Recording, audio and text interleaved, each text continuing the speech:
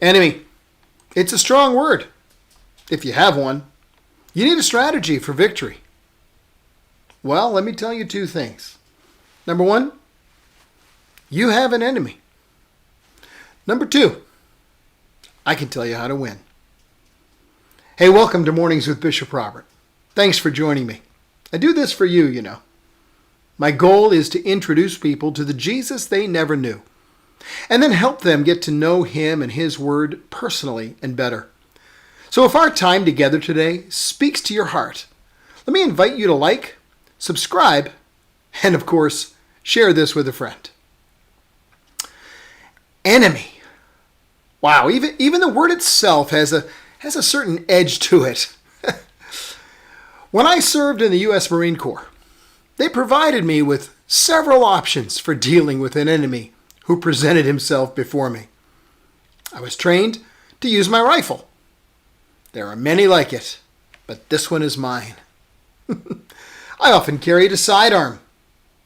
How do you want to die? Left eye or right? I always had my K-bar on my belt. That's the large USMC fighting knife. Silent and totally effective. Even before I became a Marine, I had a black belt in karate. So I had the skills to dispatch an enemy even if I had no other weapon at hand. I'm the weapon.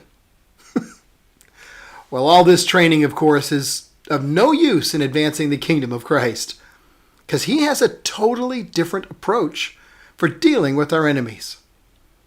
Today's verse says, love your enemies and pray for those who persecute you.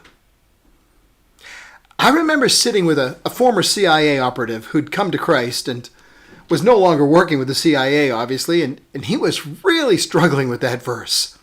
He was facing a situation where someone was speaking against him wrongly and deliberately trying to make trouble for him. I almost laughed out loud when my friend said, "It used to be so easy when I could just kill them." But we all have that tendency within us, don't we? And yet God's approach is not man's approach. He demonstrated his love for us while we were still his enemies. He chose to love us fully, totally.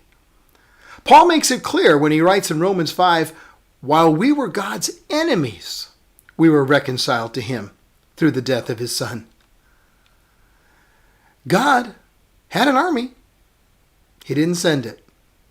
And they could have utterly destroyed us. I mean, there is no time or place in recorded history where humans had victory over an army of angels. That solution has never failed. But God's aim was not to win a battle. It was to win our hearts. Now, I'm an example of someone who definitely deserved to be the victim of his army of angels. I was his enemy. I opposed him. I allowed my pain to drive choices that I knew were utterly wrong and sinful. But I chose them anyway. If anyone was a rightful candidate for the wrath of God, it was me. And you too, by the way. But instead of sending his army to destroy us, he sent his Son to win us over.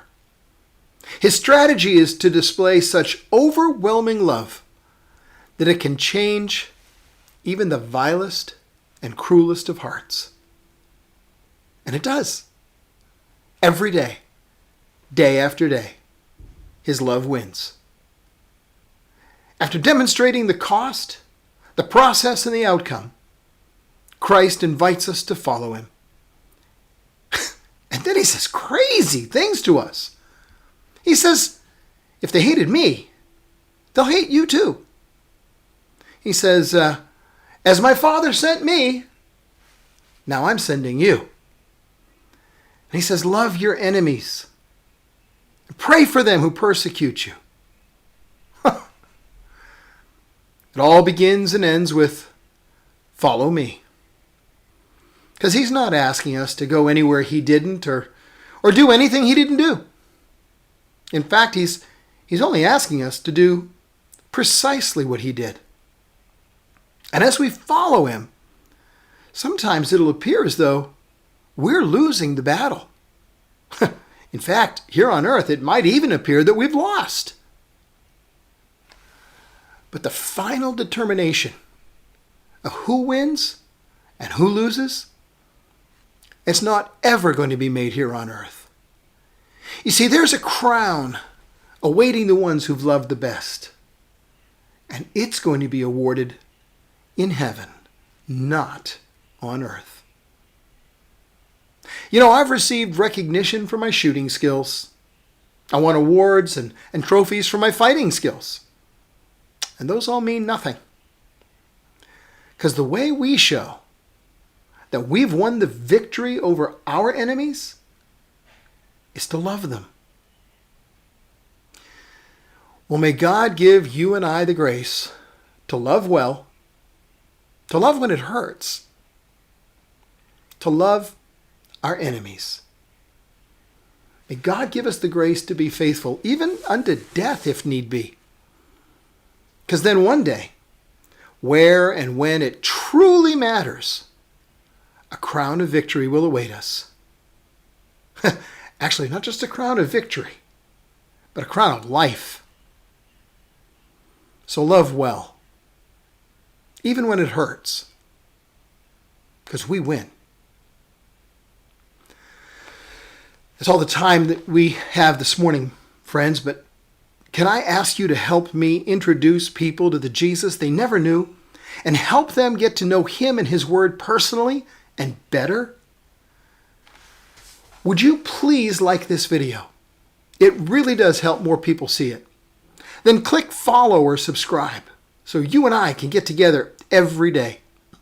If you click the link in the description, I'll get you a free copy of my book, Count to One. Send it right into your inbox.